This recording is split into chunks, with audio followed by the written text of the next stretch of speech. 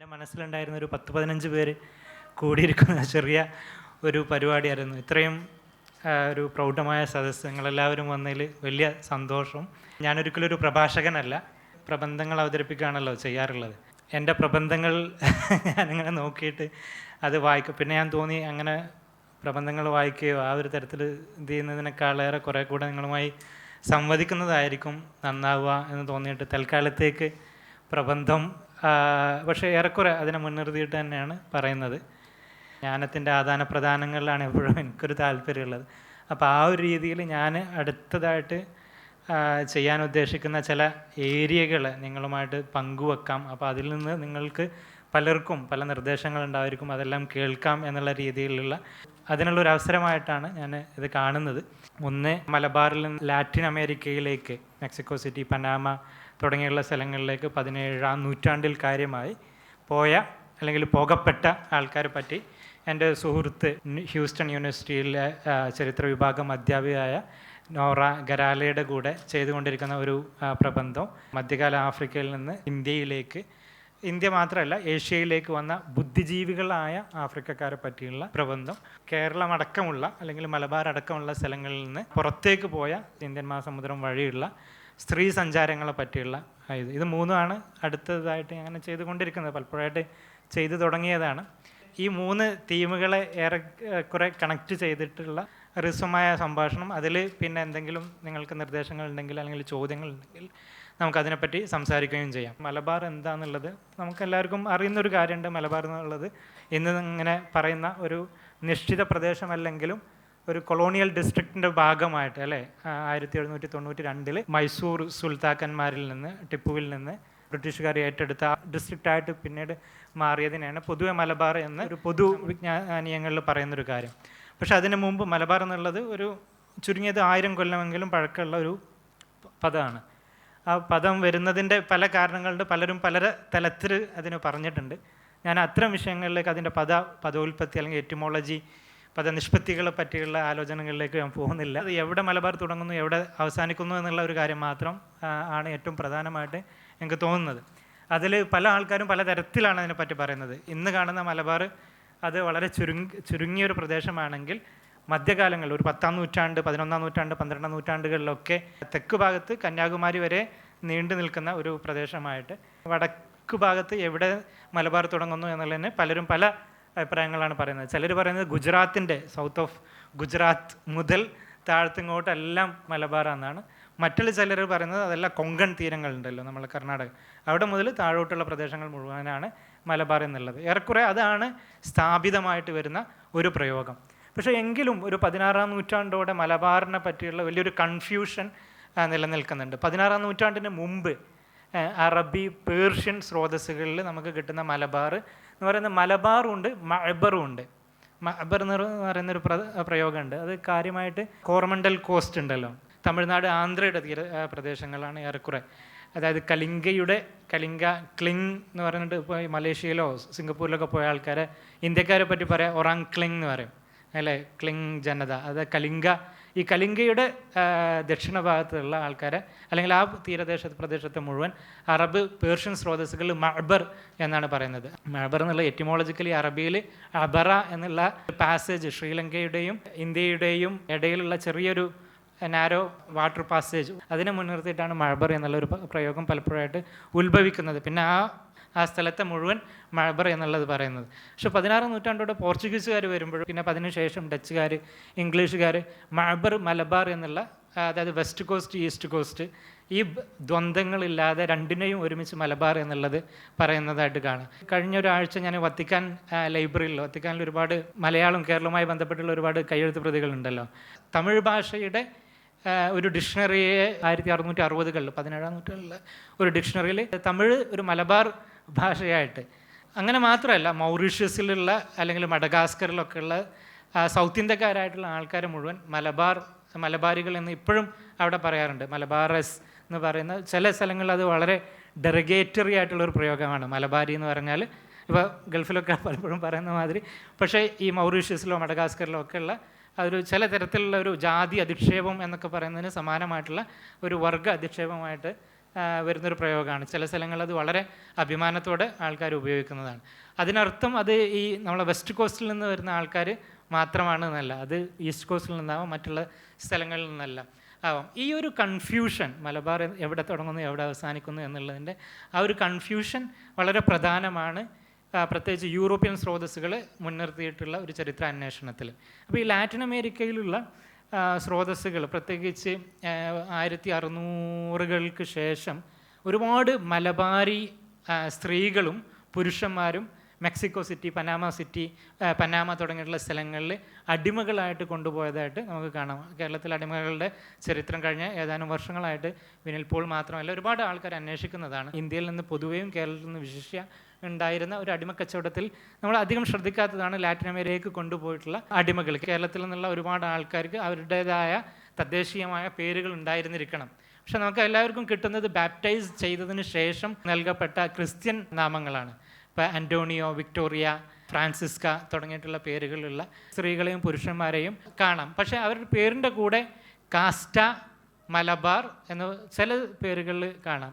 കാസ്റ്റ മലബാർ എന്ന് കാണും. അതോടൊപ്പം തന്നെ കാസ്റ്റ മലബാർ വെള്ളാള എന്നോ, വെള്ളാള ജാതി, അല്ലാണ്ടെങ്കിൽ മലവർ ജാതി അല്ല തുടങ്ങിയിട്ടുള്ള വിവിധ ജാതി പേരുകൾ അതിൻ്റെ കൂടെ പറയുന്നതായിട്ട് കാണാം. അപ്പോൾ മലബാർ എന്നുള്ളത് ഒരു ജാതിപ്പേരല്ല, പക്ഷേ ജാതിപ്പേരിന് സമാനമായിട്ട് ഉപയോഗപ്പെടുത്തുന്നതായിട്ട് കാണാൻ പറ്റും. ഞാൻ നേരത്തെ പറഞ്ഞ ഒരു വർഗീകരണം, ജാതിയെ കാസ്റ്റ് എന്നുള്ള ആ പദം തന്നെ വരുന്നത് കാസ്റ്റ എന്നുള്ളതിൽ നിന്നാണ്. ഈ പോർച്ചുഗീസുകാർ ഈ പേരിൻ്റെ കൂടെ ഇപ്പം അൻ്റോണിയോ എന്നുള്ളത് ബാബുന്നോ ഷാജിന്നോ അങ്ങനെ ഏതെങ്കിലും പേരുള്ള ആളായിരിക്കും. ബാപ്റ്റൈസ് ചെയ്യപ്പെടുമ്പോൾ കിട്ടുന്ന അൻ്റോണിയോ എന്നുള്ള പേരിന് ശേഷം വരുന്ന പേര് പനാമയിലെ ഗവർണർ ജനറലാണെന്ന് തോന്നുന്നു. ഞാൻ പേപ്പർ നോക്കാത്തതുകൊണ്ട് കൃത്യമായിട്ട് പേരുകളെ അല്ലെങ്കിൽ പൊസിഷനുകൾ എന്നെ കോട്ട് ചെയ്യരുത്. അപ്പോൾ അതിൽ പനാമയുടെ ഗവർണർ ജനറലായിട്ടാണ് ഉണ്ടായിരുന്ന, അദ്ദേഹത്തിൻ്റെ കീഴിൽ അടിമയായിട്ടുണ്ടായിരുന്ന അൻ്റോണിയോ എന്ന പറയുന്ന മലയാളിയായ അല്ലെങ്കിൽ മലബാറുകാരനായ അടിമ ഉടമ നിര്യാതനായ ശേഷം ഒളിച്ചോടാണ്. മാസ്റ്റർ മരിച്ചല്ലോ, ഓണർ മരിച്ചതോടെ പിന്നെ നിൽക്കണ്ടെന്ന് കരുതിയിട്ട് അദ്ദേഹത്തെ കണ്ടെത്തണം എന്ന് പറഞ്ഞുകൊണ്ട് ഫോമർ ഗവർണർ ജനറലുടെ ഭാര്യ ഗവൺമെൻറ്റിന് നൽകിയ ഒരു പെറ്റീഷനിൽ നിന്നാണ് ഇദ്ദേഹത്തിൻ്റെ പേരും കാര്യങ്ങളെല്ലാം നമുക്ക് കിട്ടുന്നത്. അപ്പോൾ അതിൽ വെള്ളാള എന്നുള്ളൊരു കാസ്റ്റും അതോടൊപ്പം ഈ മലബാർ എന്നുള്ള പ്രദേശം നൽകുന്നുണ്ട്. ഈ പ്രദേശത്തെക്കാളേറെ കാസ്റ്റ് എന്തുകൊണ്ട് നൽകുന്നു എന്നുള്ളത് പ്രത്യേകിച്ച് ഈ ക്രിസ്ത്യൻ തിയോളജിക്കൽ ഡിബേറ്റിനകത്ത് ആരെ അടിമകളാക്കാം എന്നുള്ളൊരു ചോദ്യം എപ്പോഴും ക്രിസ്ത്യൻ മാത്രമല്ല, മുസ്ലിം, ഹിബ്രു അല്ലെങ്കിൽ ജുഡായിക്, ഹിന്ദു തുടങ്ങിയിട്ടുള്ള എല്ലാ സെമിറ്റിക്, ഇൻഡിക് മതങ്ങൾക്കകത്തൊക്കെ അടിമകളാക്കാൻ പറ്റുന്നത് ആരാണ് എന്നുള്ളതിനെ പറ്റിയുള്ള നൂറ്റാണ്ടുകളായി നിലനിൽക്കുന്ന ഒരു ഡിബേറ്റാണ്. അപ്പോൾ പോർച്ചുഗീസുകാർ ഈ കാസ്റ്റ് പറയുന്നതിലുള്ള വലിയൊരു പ്രാധാന്യം എന്താണെന്ന് വെച്ചാൽ തദ്ദേശീയരായിട്ട് അവർ അടിമവംശങ്ങളാണ്. ഒരു നൂറ്റാണ്ട് മുമ്പ്, ഇതിൻ്റെ തൊട്ടൊരു നൂറ്റാണ്ട് മുമ്പ് ഇവിടെയുള്ള പോർച്ചുഗീസ് രേഖകളിലൊക്കെ നമുക്ക് കാണാം. ഇപ്പോൾ ദുവർത്തെ ബർബോസയുടെ ഇതൊക്കെ പല ജാതികളെയും പറയുന്ന കൂട്ടത്തിൽ ഇവരെല്ലാം അടിമ ജാതികളാണ് എന്ന് പറഞ്ഞിട്ടുള്ള ജന്മന അടിമകളാണ് എന്നുള്ളത്, അതായത് ജാതി അതാണല്ലോ അല്ലേ, ജന്മന ഉള്ളതാണല്ലോ. അപ്പോൾ അത് ഐഡൻറ്റിഫൈ ചെയ്യുന്നതോടെ ക്രിസ്ത്യാനികളായ ഞങ്ങൾ ഇവരെ അടിമകളാക്കിയതല്ല, അതിന് മുമ്പേ ജന്മന അവർ എന്നുള്ള ആ ഒരു ലെജിറ്റിമസി ക്വസ്റ്റ്യൻ അല്ലെങ്കിൽ ഇവരുടെ ആ ഉത്തരവാദിത്വത്തിൽ നിന്ന് അടിമവൽക്കരിക്കുന്നതിൽ നിന്നുള്ള ഉത്തരവാദിത്വത്തിൽ നിന്നുള്ള ഒരു രക്ഷപ്പെടൽ കൂടിയാണ് ഈ കാസ്റ്റ് പറയുന്നതിലുള്ള ഒരു കാര്യം. രണ്ടാമത്തെ കാര്യം അവരുടെ വിലാസ്ഥാനം, ഭാഷ വളരെ പ്രധാനപ്പെട്ട ഒരു കാര്യമാണ്. കൺസെപ്ച്വലി ഇന്നത്തെ ഈ നമ്മൾ കാണുന്ന മലബാർ മാത്രമല്ല, തമിഴ്നാട്, ഈവൻ ശ്രീലങ്ക പോലും മലബാറിൻ്റെ ഭാഗമായിട്ട് വരുന്നതായിട്ട് നമുക്ക് കാണാം. ഈ അടിമകളിൽ പല ആൾക്കാരും Malayalam, Tamil, Sinhala plus Portuguese or Spanish അങ്ങനെ സംസാരിക്കുന്ന ആൾക്കാരാണ്. അടിമകളാണെങ്കിലും ഇവരെന്താണെന്ന് വെച്ചാൽ മോചിതരായതിനു ശേഷം പിന്നെ ഇൻ്റർപ്രറ്റേറ്റേഴ്സ് അല്ലെങ്കിൽ ട്രാൻസ്ലേറ്റേഴ്സ് ആയിട്ടാണ് പലരും ജോലി കണ്ടെത്തുന്നത്. ഇവരെല്ലാവരും പോകുന്നത് എന്നുവെച്ചാൽ ലാറ്റിൻ അമേരിക്കയിലേക്ക് മലബാറിൽ നിന്ന് എങ്ങനെയാണ് പോകുന്നത് എന്നുള്ള ആ ജേണി തന്നെ വളരെ വളരെ ശ്രദ്ധേയമാണ്. 2 പെൺകുട്ടികളെ പറ്റി പറയുന്നുണ്ട്. അവർ 10-15 വയസ്സുള്ള പെൺകുട്ടികളാണ്. ഇവരെ ഇതേമാതിരി കാസ്റ്റ മലബാർ, കാസ്റ്റ കൊച്ചിൻ എന്നുള്ള രീതിയിൽ 2 പ്രദേശങ്ങളുടെ പേര് പറഞ്ഞിട്ടാണ്, പ്ലസ് 2 കാസ്റ്റ് ജാതികളുടെ പേര് കൂടെ അതിനുശേഷം വരുന്നുണ്ട്. അപ്പോൾ ഈ 2 പെൺകുട്ടികളെ മണിലയിൽ വെച്ചാണ് ഈ കൊച്ചിക്കാരിയും അല്ലെങ്കിൽ മലബാറുകാരിയുമായിട്ട് 2 പെൺകുട്ടികളെ ലാറ്റിൻ അമേരിക്കയിലേക്ക് കൊണ്ടുപോകുന്നതിന് മുമ്പ് വാങ്ങുന്നത്. യൂറോപ്പ് വഴി അങ്ങനെ പോകുന്നതുണ്ട് ലാറ്റിൻ അമേരിക്കയിലേക്ക്. പക്ഷെ അതിനേക്കാളേറെ ഇവിടെ നിന്നുണ്ടായിരുന്നത് കേരളത്തിൽ നിന്ന് ശ്രീലങ്കയിലേക്കും, ശ്രീലങ്കയിൽ നിന്ന് മലായ പ്രവിശ്യകളിലേക്കും, മണീല അല്ലെങ്കിൽ ഫിലിപ്പീൻസ് തുടങ്ങിയുള്ള സ്ഥലങ്ങളിലേക്കും, അവിടുന്ന് പനാമ വഴി അങ്ങനെ ലാറ്റിൻ അമേരിക്കയിലേക്കും പോകുന്നതാണ്. ഈ ആൾക്കാരൊക്കെ തിരിച്ച് 1650ൻ്റെയും 1700ൻ്റെ ഇടയിൽ 20-ലധികം രേഖകൾ ഇങ്ങനെ ഒരു രേഖകത്തെ തന്നെ ഒരുപാട് മലബാരികളെ കാണാം. ഇവരൊക്കെ എല്ലാവരും തിരിച്ചു വരിക എന്ന് പറയുന്നത് വളരെ ബുദ്ധിമുട്ടുള്ള കാര്യമായതുകൊണ്ട് അവർ പലപ്പോഴും അവിടെ തന്നെ പലതരത്തിലുള്ള ജോലികൾ കണ്ടെത്തുന്നതാണ്. ഇവരെ ജോലികളെ പറ്റി ബഹുഭാഷികളായതുകൊണ്ട് ആ ഭാഷാ പരിജ്ഞാനം അവരുടെ തുടർ ജീവിതത്തിന് വലിയ സഹായകമായിട്ട് കാണാം.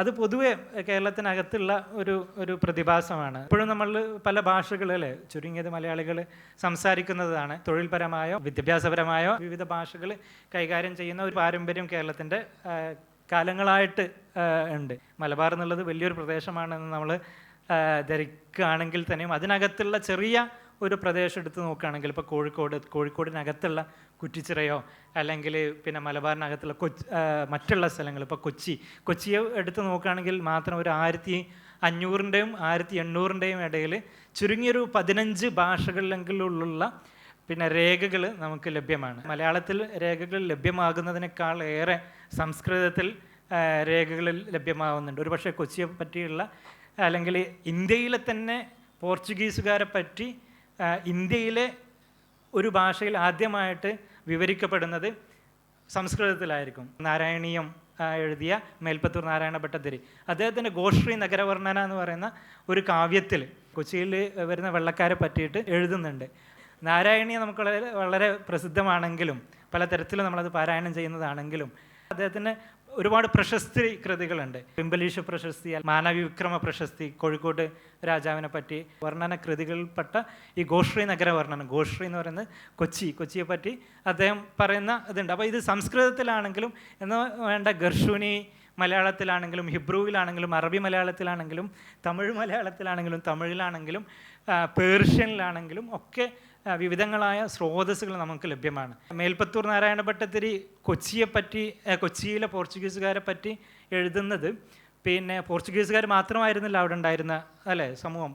പല തരത്തിലുള്ള ആൾക്കാർ അവിടെ വരികയും അവരെ പറ്റിയെല്ലാം വ്യത്യസ്തമായ രേഖകൾ നമുക്ക് ലഭ്യമാണ്. അപ്പോൾ ഏതൊരു ചെറിയ പ്രദേശത്തെപ്പറ്റി നമ്മൾ എഴുതുകയാണെങ്കിലും സ്രോതസ്സുകൾ നമുക്ക് ലഭ്യമാണ്. പൊതുവെ കേരളത്തെ പറ്റി അല്ലെങ്കിൽ നമ്മൾ പഴയ ചില രേഖകളൊക്കെ എടുത്ത് നോക്കുകയാണെങ്കിൽ ചരിത്ര കൃത്തുക്കളും പരാതി പറയുന്നത് ഇന്നാലിന്ന സമൂഹത്തെപ്പറ്റി, ഇന്നാലിന്ന വിഭാഗത്തെപ്പറ്റി, ഇന്നാലിന്ന പ്രദേശത്തെപ്പറ്റി രേഖകളില്ല അല്ലേ, പൊതുവെ പറയുന്ന ഒരു പരാതിയാണ്. പക്ഷേ അങ്ങനെ രേഖകളില്ലാത്ത ഒരു പ്രദേശവും ഇല്ല എന്നുള്ളതാണ് വാസ്തവം. ഒരു സമൂഹവും ഒരു സമുദായവും അത് പിന്നെ മലവർ വിഭാഗമാണെങ്കിലും വെള്ളാള വിഭാഗങ്ങളാണെങ്കിലും അല്ലാണെങ്കിൽ പറയ വിഭാഗങ്ങളാണെങ്കിലും അല്ലെങ്കിൽ മാപ്പിള വിഭാഗം. ഇപ്പോൾ ഈ മാപ്പിള സമുദായത്തെ പറ്റി വളരെ പ്രധാനപ്പെട്ട ഒരു കൃതി എഴുതിയതാണ് സ്റ്റീഫൻ ഡെയിലിൻ്റെ ഇയേഴ്സ് സംതിങ് അല്ലെ, 1980 വന്ന ആ പുസ്തകത്തിൻ്റെ തുടക്കത്തിലും ഒടുക്കത്തിലും അദ്ദേഹം പറയുന്ന ഒരു കാര്യം, കേരളത്തിലെ മാപ്പിളമാർക്ക് തദ്ദേശീയമായ ഒരു വൈജ്ഞാനിക പാരമ്പര്യമില്ല, അതുകൊണ്ട് തന്നെ അവർക്ക് തദ്ദേശീയമായ സ്രോതസ്സുകളില്ല. തുഹ്ഫത്തുൽ മുജാഹിദീൻ എന്ന സൈനുദ്ദീൻ മഖ്ദൂമിൻ്റെ കൃതി ഒഴിച്ച് ഒന്നിലധികം സ്ഥലങ്ങളിൽ ഈ രചനയിൽ പറയുന്നുണ്ട്. ഒരുപാട് സ്രോതസ്സുകൾ കേരളത്തിലെ അങ്ങോളം ഇങ്ങോളമുള്ള ആർക്കൈവ്സുകളിലും ലൈബ്രറികളിലും പ്രൈവറ്റ് കളക്ഷനുകളിലും പള്ളിക്കാടുകളിലും പള്ളിക്കൂടങ്ങളിലും ഒക്കെ പലതരത്തിലുള്ള സ്രോതസ്സുകൾ നമുക്ക് വ്യാപകമായിട്ട് ലഭ്യമാണ്. അത് ഒരു സമുദായത്തെ പറ്റി മാത്രമല്ല, ഒരുപാട് വിഭാഗങ്ങളെ പറ്റി, അവാന്തര സമുദായങ്ങളെ പറ്റി ഒക്കെ ഉണ്ട്. പക്ഷേ എപ്പോഴും ചരിത്രം എഴുതുമ്പോൾ നമ്മൾ അവലംബിക്കുന്നത് കേട്ടു പരിചയിച്ച ചില ചേര അല്ലെങ്കിൽ മഹോദയപുരം, ചേരാസ് ഓഫ് മഹോദയപുരം, അതെല്ലാം പിന്നെ പെരുമാക്കന്മാർ, പിന്നെ അല്ലെങ്കിൽ സാമൂതിരിമാർ, അല്ലാണെങ്കിൽ തിരുവിതാംകൂറിലുള്ള ഇവരെ പറ്റിയാണ്.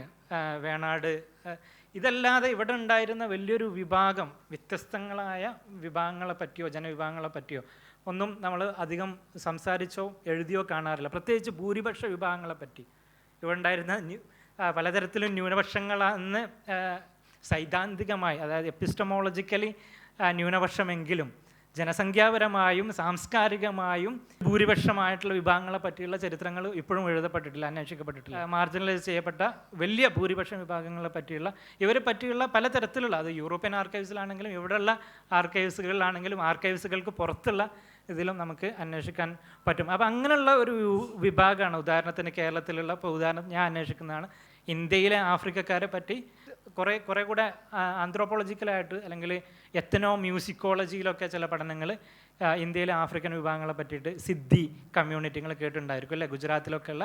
ഇപ്പോൾ ഒരു 13-ാം നൂറ്റാണ്ട് 14-ാം നൂറ്റാണ്ട് മുതലൊക്കെ ആഫ്രിക്കക്കാർ ഇന്ത്യയിലേക്ക് വരികയും ജാഞ്ചിര, സച്ചിൻ തുടങ്ങിയിട്ടുള്ള സ്ഥലങ്ങളിലൊക്കെ സ്വന്തമായിട്ട് അവർ ഡൈനാസ്റ്റി സ്ഥാപിക്കുകയൊക്കെ ചെയ്തിട്ടുണ്ട്. കോഴിക്കോട് എന്ന് പറയുന്ന നഗരം സ്ഥാപിച്ചത് ആഫ്രിക്കക്കാരായിരിക്കും എന്ന് പറഞ്ഞാൽ അത് അതിശയോക്തി ആവില്ല എന്നാണ് എനിക്ക് തോന്നുന്നത്. കോഴിക്കോടിൻ്റെ അഭിവൃദ്ധിക്ക് കാരണമായിട്ടുള്ള ആഫ്രിക്കക്കാരെ പറ്റിയുള്ള ഒരുപാട് രേഖകൾ നമുക്ക് കാണാൻ പറ്റും.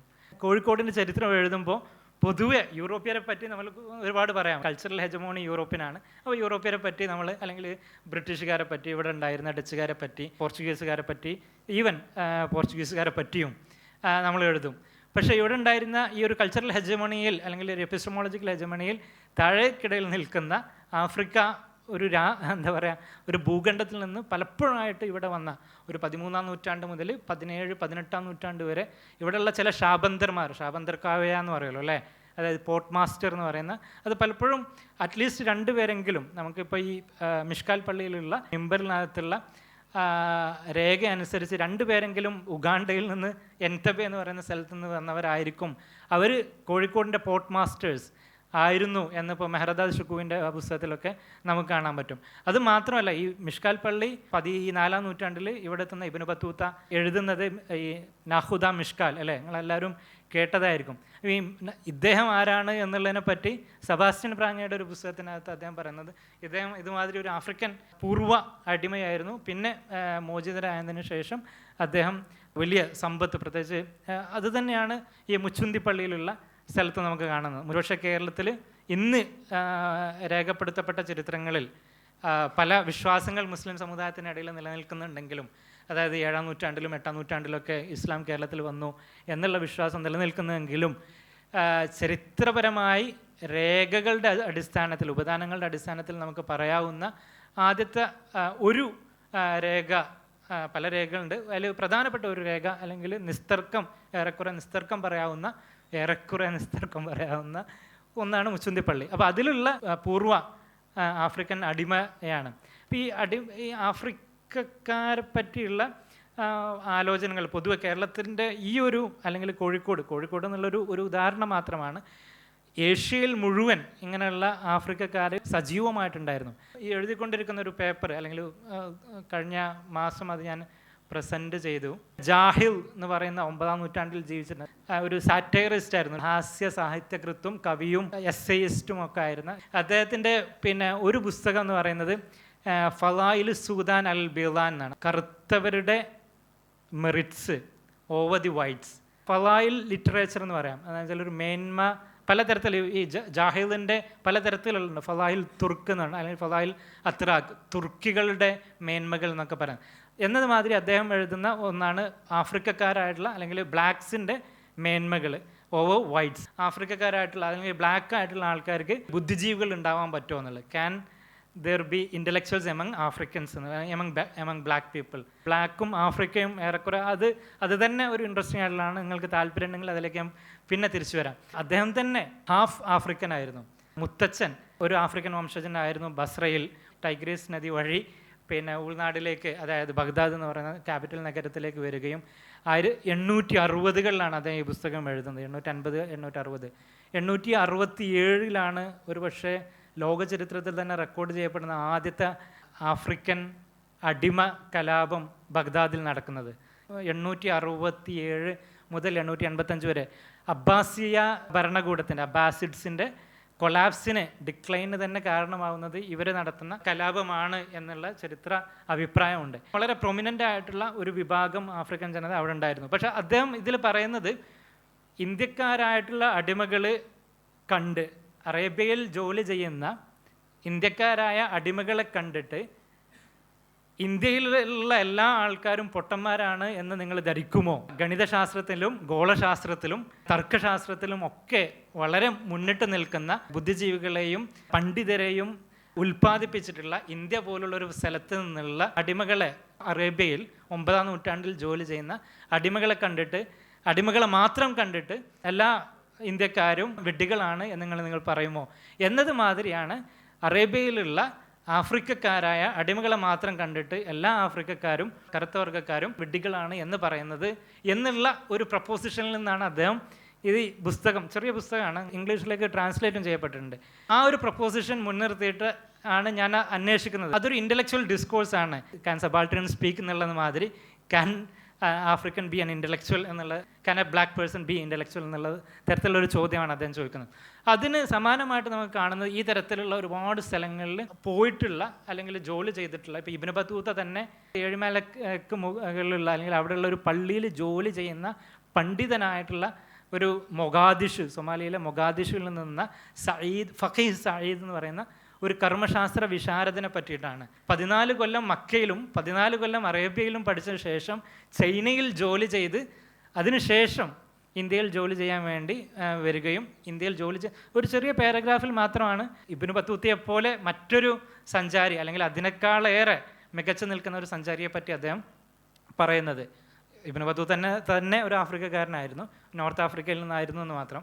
പക്ഷേ ഈസ്റ്റ് ആഫ്രിക്കയിൽ നിന്ന് വന്ന മറ്റൊരു, അതായത് മൊഗാദിഷിൽ നിന്ന് വന്ന മറ്റൊരു കർമ്മശാസ്ത്ര വിശാരദനായ ഒരാളെ പറ്റി അദ്ദേഹം വളരെ ചെറിയൊരു പാരഗ്രാഫാണ് പറയുന്നത് എന്നുള്ളതിൽ നിന്ന് മനസ്സിലാക്കാവുന്നത് അദ്ദേഹം എക്സെപ്ഷണൽ ഫിഗർ ആയിരുന്നില്ല, മറിച്ച് അതിന് സമാനമായിട്ടുള്ള ഒരുപാട് ആൾക്കാർ ആ സമയങ്ങളിൽ ഇവിടെ ഉണ്ടായിരുന്നു. അപ്പോൾ എന്ന് വെച്ചാൽ നമ്മൾ കേരളത്തിൻ്റെ നിന്ന് അല്ലെങ്കിൽ കേരളത്തിൻ്റെ ദൈക്ഷണിക പാരമ്പര്യത്തിലോ ഭൗതിക പാരമ്പര്യത്തിലോ അല്ലെങ്കിൽ ഈവൻ സാമ്പത്തികമായ അല്ലെങ്കിൽ സാംസ്കാരികമായ അഭിവൃദ്ധികളിലേക്കൊക്കെ കോൺട്രിബ്യൂട്ട് ചെയ്ത ഒരുപാട് ആൾക്കാർ, പ്രത്യേകിച്ച് പുറം നാടുകളിൽ നിന്ന് വന്നിട്ടുള്ള ആൾക്കാരുണ്ട്. അതിലുള്ള ഒരു പ്രധാന വിഭാഗമാണ് ആഫ്രിക്കൻ വംശം. അവരെ പറ്റി പറയാനുള്ളൊരു കാരണം എന്താണെന്ന് വെച്ചാൽ ഇന്ന് കേരളത്തിൽ പലതരത്തിൽ അലിഞ്ഞു ചേർന്ന ആൾക്കാരാണ്. കർണാടകയിൽ പോവുകയാണെങ്കിലോ അല്ലെങ്കിൽ ഹൈദരാബാദിൽ പോവുകയാണെങ്കിലോ ഗുജറാത്തിൽ പോവുകയാണെങ്കിലൊക്കെ സിദ്ധി കമ്മ്യൂണിറ്റി ഒരു സ്പെസിഫിക് കമ്മ്യൂണിറ്റി ആയിട്ട് നമുക്ക് കാണാൻ പറ്റും.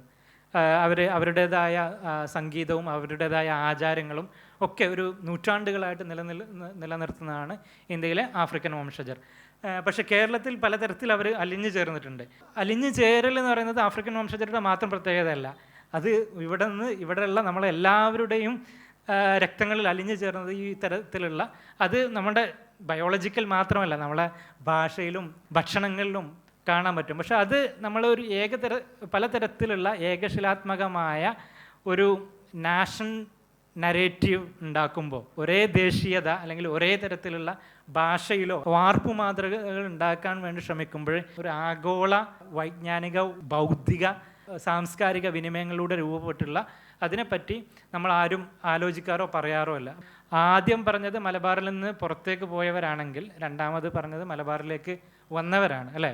ഇപ്പോൾ ഈ ആഫ്രിക്കൻ വിഭാഗങ്ങൾ അല്ലെങ്കിൽ ആദ്യം പറഞ്ഞ ലാറ്റിൻ അമേരിക്കയിലേക്ക് പോയ കേരളത്തിൽ നിന്നുള്ള ആൾക്കാരാണെങ്കിൽ രണ്ടാമത് കേരളത്തിലേക്ക് വന്ന ആഫ്രിക്കൻ വംശജരായിട്ടുള്ള ആൾക്കാരെ പറ്റിയുള്ള എന്നതിന് സമാനമാണ്. ഇതിന് രണ്ട് വശങ്ങളിലൂടെയും പോയിട്ടുള്ള അല്ലെങ്കിൽ അങ്ങോട്ടും ഇങ്ങോട്ടും പോയിട്ടുള്ള, ഇപ്പോൾ സ്ത്രീകളെ പറ്റി ഞാൻ പറഞ്ഞു, ഈ പ്രത്യേകിച്ച് ഇന്ത്യൻ മഹാസമുദ്ര പഠനങ്ങളിൽ പുതുതായിട്ട് ഞാൻ കുറേ കാലമായിട്ട് ഇങ്ങനെ മരുമക്കത്തായത്തെ പറ്റി പഠിക്കുന്നതാണ്. എഴുതണമെന്ന് ഉദ്ദേശിക്കുന്നത് ഈ സ്ത്രീ സഞ്ചാരങ്ങളെ പറ്റിയാണ്. മലബാറിൽ നിന്നും അല്ലെങ്കിൽ സ്ത്രീ സഞ്ചാരങ്ങൾ മലബാറിൻ്റെ മാത്രമല്ല, മൊത്തം ലോക ചരിത്രത്തിൽ എടുത്തു നോക്കുകയാണെങ്കിൽ ഒരുപാട് സഞ്ചാരികളെ കാണാം, അല്ലേ? Ibn Battuta, Marco Polo, Fahien, ഹിച്ചിങ് എന്നൊക്കെ തുടങ്ങിയിട്ടുള്ള ഒരുപാട് ആൾക്കാരെ നമുക്ക് കാണാം. പക്ഷെ അവരെല്ലാവരും പുരുഷന്മാരാണ്, അല്ലേ? സ്ത്രീകളായിട്ടുള്ള സഞ്ചാരികളെ പറ്റി നമുക്ക് തീരെ അറിയാറില്ല. മരുമക്കത്തായത്തെ പറ്റി പഠിക്കുന്ന സമയത്ത് തോന്നിയിട്ടുള്ള ഒരു കാര്യം, എൻ്റെ ഒരു ഹൈപ്പോത്തസിസ് ഇതായിരുന്നു. എന്ന് വെച്ചാൽ മരുമക്കത്തായം എന്നുള്ളത് കുടുംബ വ്യവസ്ഥ എന്നുള്ള രീതിയിൽ അല്ലെങ്കിൽ ഒരു സാമൂഹ്യ വ്യവസ്ഥ എന്ന രീതിയിൽ ഓപ്പറേറ്റ് ചെയ്യാനുള്ള അല്ലെങ്കിൽ അത് സക്സസ്ഫുൾ ആവാനുള്ള വലിയൊരു കാരണം കടൽ വഴി സെയിലേഴ്സായിട്ടും ക്യാപ്റ്റൻസായിട്ടും ട്രേഡേഴ്സായിട്ടും കപ്പിത്താന്മാരായിട്ടോ സഞ്ചാരികളായിട്ടൊക്കെ പോകാൻ പറ്റും. അതേസമയത്ത് സ്ത്രീകൾ വീട്ടിൽ തന്നെ നിൽക്കുകയും പുരുഷന്മാർ പുറത്തുനിന്ന് വരിക, മാട്രിലൊക്കാലിറ്റി എന്ന് പറയുന്നത്, അല്ലേ? മാതൃദ്രായ ക്രമത്തിൽ കുടുംബവും വീടും കുട്ടികളൊക്കെ സ്ത്രീകളുടെ അധികാര വ്യവസ്ഥയിൽ നിലനിൽക്കുന്നത് ജെൻഡേർഡ് ആയിട്ടുള്ള ഒരു മൊബിലിറ്റിയുടെ, ആണുങ്ങൾ എപ്പോഴും കമ്മിങ് ആൻഡ് ഗോയിങ്, വിസിറ്റിംഗ് വരവും പോക്കും എന്ന് അറിയില്ല, അല്ലേ?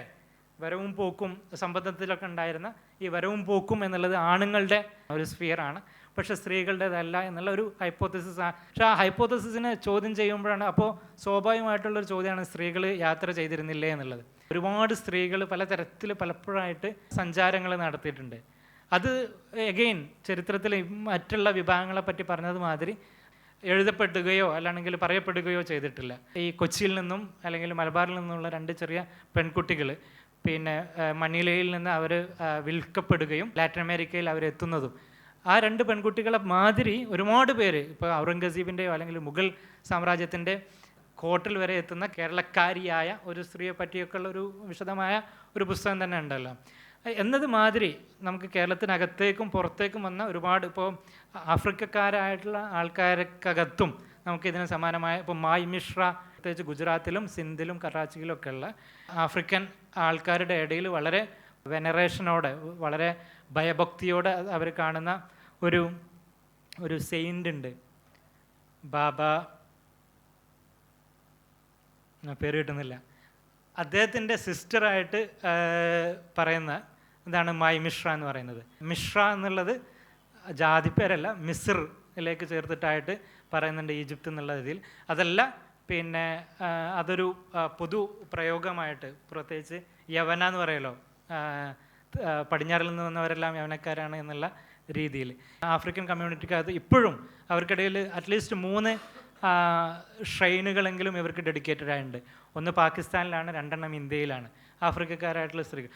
ഒരു സ്ത്രീയായിരുന്നു ഇവർ 14-ാം നൂറ്റാണ്ടിൽ ഇവർ എത്തി ഇദ്ദേഹത്തിൻ്റെ കൂടെ വന്നവരെന്നു എന്നത് മാതിരി. ഇപ്പം നമ്മൾ കേരളത്തിലും പല സ്ഥലങ്ങളിലും ഇതുണ്ട്. ഇപ്പോൾ ഭീമാപ്പള്ളിയല്ലേ, തിരുവനന്തപുരത്ത് ഭീമാപ്പള്ളി എന്ന് പറയുന്നത് ബി ഉമ്മ എന്നുള്ളത് അറേബ്യയിൽ നിന്ന് അവരുടെ മകൻ്റെ കൂടെ വന്നതാണെന്നാണ് 18-ാം നൂറ്റാണ്ടിലെ മറ്റോ വന്നതായിട്ട് പറയപ്പെടുന്നത്. ഇതെല്ലാം കഥകളായിട്ടും ഫോക്ലോറുകളായിട്ടാണ് എപ്പോഴും നമ്മൾ ഇത് ചെയ്യാറുള്ളത്. കുറേ കൂടെ ചരിത്ര രചനാ രീതി ശാസ്ത്രമനുസരിച്ച് നമുക്ക് അന്വേഷിക്കാൻ പറ്റുകയാണെങ്കിൽ അന്വേഷിക്കപ്പെടാത്ത സ്ത്രീ സഞ്ചാരങ്ങളുടെ ചരിത്രമുണ്ട്. 15-ാം നൂറ്റാണ്ടിൽ കോഴിക്കോട്ട് നിന്ന് മക്കയിൽ കൊല ചെയ്യപ്പെട്ട തൻ്റെ ഹസ്ബൻഡിനെ സമ്പത്ത് തേടിക്കൊണ്ട് മകനെ കൂട്ടിയിട്ട് ഇവിടുന്ന് പോകുന്ന ഒരു സ്ത്രീയുണ്ട്.